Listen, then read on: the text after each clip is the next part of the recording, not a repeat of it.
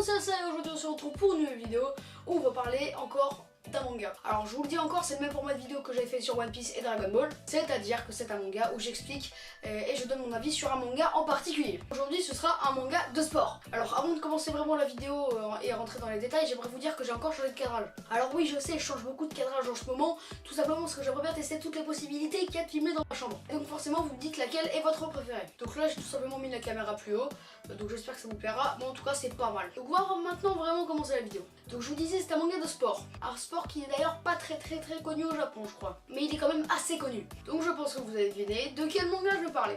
Hajime no Ippo Haikyuu. Ah, t'y as cru hein. Ne vous inquiétez pas, je referai une vidéo où je vais parler d'Hajime no Ippo. Donc on va commencer avec qui a créé Haikyuu. Haikyuu a été créé par le mangaka Haruichi Furudate. C'est un manga de comédie sportive où le sport est destiné au volley. Sa sortie initiale était dans le Weekly Shonen Jump en février 2012, donc ça fait quand même que 5 ans que c'était créé. C'est pas énorme hein, par rapport aux autres qu'on avait vu, One Piece, Dragon Ball, voilà. Mais je crois qu'il a quand même bien sa place dans le game. Maintenant c'est histoire, pas géo hein. T'auras Haikyuu avec des points d'exclamation. Ta gueule. Haikyuu, on suit l'histoire de Hinata Shoyo. Ne vous trouvez pas, ça ne fait absolument pas référence à la Hinata de Naruto.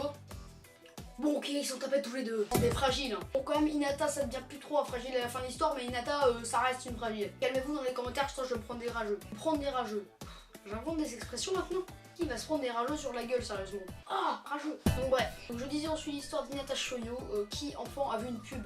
Enfin c'est pas vraiment une pub, qui a vu une vidéo sur le petit géant. Donc le petit géant c'est un joueur de volley qui a joué en pro, qui était assez petit. Et donc c'était un monstre, c'était un des meilleurs joueurs du moment. Et donc son rêve c'est de devenir comme lui. Donc quand il rentrait au collège, il s'est tout de suite inscrit dans un club de volley. Sauf que dans ce collège il y avait que des filles. Moi aussi ça m'est arrivé hein, quand j'allais au volley l'année dernière, il y avait que des filles. Il y avait juste un garçon mais qui était flemmard. Du coup j'avais supplié mon coach, on s'en fout de ta life. C'est vrai. Bref ça m'est déjà arrivé.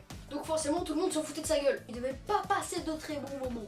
Tu vois ce que je veux dire. Donc il essayait de monter sa propre équipe en ramenant ses potes. Ils sont allés au tournoi intercollège et ils se sont fait défoncer. Ils se sont pris des 3-0 par-ci, 3-0 par-là. Bref, ils se sont fait laminer. En dernier match de coupe, ils ont rencontré l'équipe de Kageyama. Donc Kageyama, il arrivera par la suite. C'est le dieu du volleyball, tout le monde l'appelle le roi, mais pas parce qu'il est balèze. Tout simplement parce que c'est le chef de l'équipe. Il traite ses joueurs comme ses sujets. En fait, si vous voulez, il est tellement surdoué que il essaie de faire des passes impossibles à rattraper. Et à chaque fois quelqu'un les loupe, il râle. C'est pour ça qu'on lui a donné le surnom de roi. Moi aussi je croyais au début c'était roi parce qu'il était balèze et tout. En fait pas du tout. D'ailleurs c'est bien placé ça. Forcément Hinata l'a admiré jusqu'au bout. Il aimait les gens forts hein, Hinata. Donc ensuite il est allé au lycée Karasuno.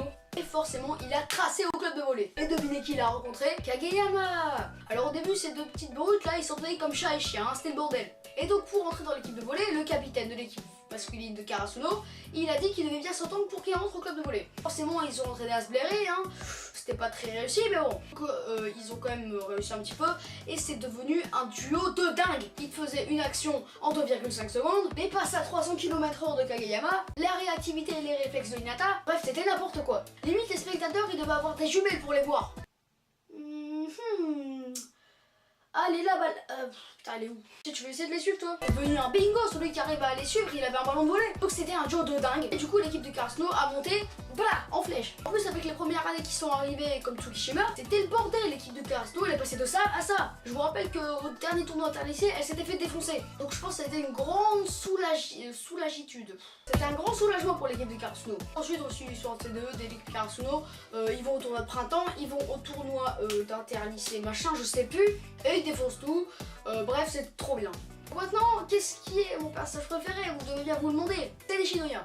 Alors déjà parce que dans le volley, dans la vraie vie, je suis limite libéraux. Tout simplement parce que de mon équipe, c'est des gros. Calmez-vous, c'est pas parce que c'est mon ego qui revient. Donc déjà parce qu'il a le même poste que moi. Enfin, c'est plutôt moi qui ai le même poste que lui. Et parce qu'il a une détermination de dingue. Il peut aller attraper une balle à l'autre bout du filet. Ça veut rien dire parce qu'il peut pas rentrer dans le terrain adverse. Dans les gradins ou je sais pas moi, partout. D'ailleurs, il m'a même donné l'envie de faire un manga où c'est un libéraux qui veut rattraper le balle n'importe où dans les gradins, dans le ciel, j'en sais rien.